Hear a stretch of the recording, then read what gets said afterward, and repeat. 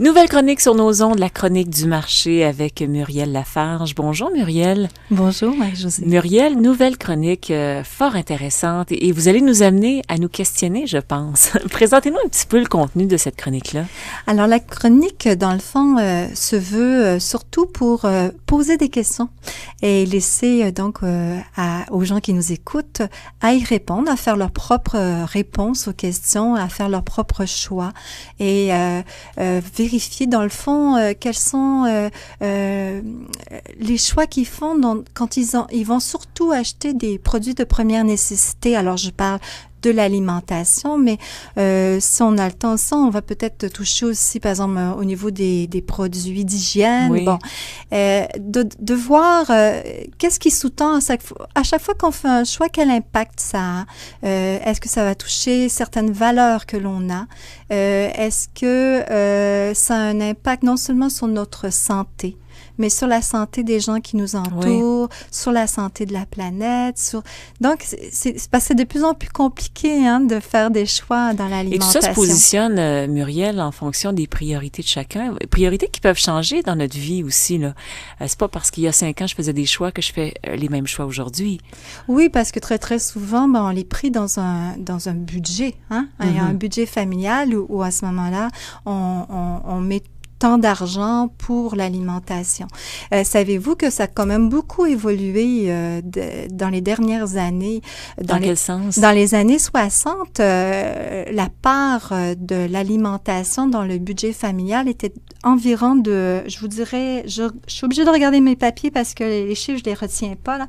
35,8%, c'était la part du budget de l'alimentation dans le budget familial. Et en 2010, ça le représente seulement 13,8%. Oh là là, c'est moins que la moitié. Oui, ça a beaucoup diminué. Pourquoi? Probablement parce qu'il y a d'autres dépenses qui sont plus élevées comme le logement ou les transports, le coût de l'essence a augmenté. Bon, il y a ça, puis il y a aussi le fait qu'on fait d'autres choix. On achète peut-être plus de gadgets électroniques qui n'existaient pas avant. Bon, mais on achète moins au supermarché et on va plus souvent au restaurant ou des choses comme ça. Oui, aussi. La part du budget, donc, pour l'alimentation a diminué. Mais on comprend que pour certaines familles, ils sont peut-être un peu coincés au niveau du budget. Et à ce moment-là, ils vont avoir un budget restreint. Là, il faut être créatif, il faut suivre les spéciaux, il faut faire de bons choix. Oui, c'est ça. Puis très souvent, le premier critère va être le coût. Mm-hmm. Mais dès qu'on a un petit peu de marge de manœuvre, à ce moment-là, à chaque fois qu'on va à l'épicerie, on fait beaucoup de choix. Beaucoup. Et par exemple, vous, Marie-Josée... d'innombrables choix. Et qu'est-ce qui vous permet de faire ces choix-là? Qu'est-ce qui vous guide? Évidemment, le prix, c'est un critère, mais au-delà de ça, la qualité du produit, la réputation ou l'espèce de recommandation qu'on m'en a faite et la proximité de plus en plus. Ça, c'est de plus en plus important pour moi. Il y a beaucoup aussi les habitudes. Des fois, on achète un produit puis on devient fidèle à ce produit-là parce qu'on l'aime, parce que la famille l'aime, parce que tout le monde l'aime. Ils ont fait leurs preuves auprès de la famille.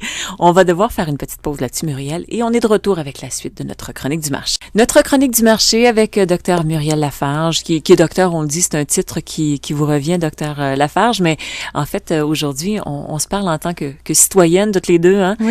Et d'une chronique qui va poser des questions. Des questions comment, par exemple? On va se poser des questions sur, par exemple, l'aliment là, que je vais acheter.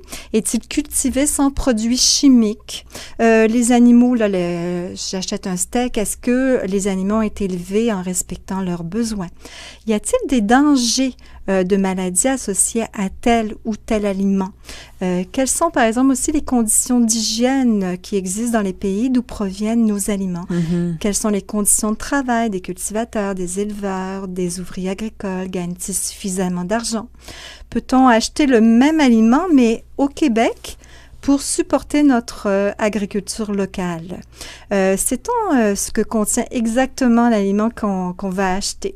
Et bien sûr aussi, quel est l'impact de l'agriculture sur l'environnement, sur les émissions des gaz à effet de serre, sur les changements climatiques. J'ai l'impression que ce sont des questions que les gens se posent de plus en plus, hein? Oui, de plus en plus, les gens aussi commencent à vouloir acheter beaucoup plus de proximité, comme vous disiez, local, des produits locaux, parce qu'ils savent à qui ils ont affaire. Et on est dans une région, Muriel, où il y a énormément de ces producteurs, cultivateurs de toutes sortes. Alors souvent, ce sont des voisins, c'est le cousin de notre cousine, ou tu sais, on est une grande famille quelque part. Alors ces choix-là ont un impact direct sur l'économie, sur la vie financière de ces gens-là. Oui, et puis c'est sûr que si on met notre économie en avant-plan, ça fait rouler l'économie, hein, d'acheter à notre voisin, mais celui-là après il va venir chercher nos services dans la même région, puis etc. Par ailleurs, j'aimerais, vous savez, ces chroniques sont rendues possibles grâce au soutien financier des fournisseurs du marché de solidarité régionale de Joliette. Puis aujourd'hui, je tiens à remercier MC Malo Vache et Veau. C'est Marie-Claude Malo, éleveur de Saint-Ambroise. Il y a José Toupin de la Terre des Bisons de Radun et Madame Lise Sarrazin, la ferme Lise Sarrazin, qui est productrice de porc sur litière et de framboises et de fraises même.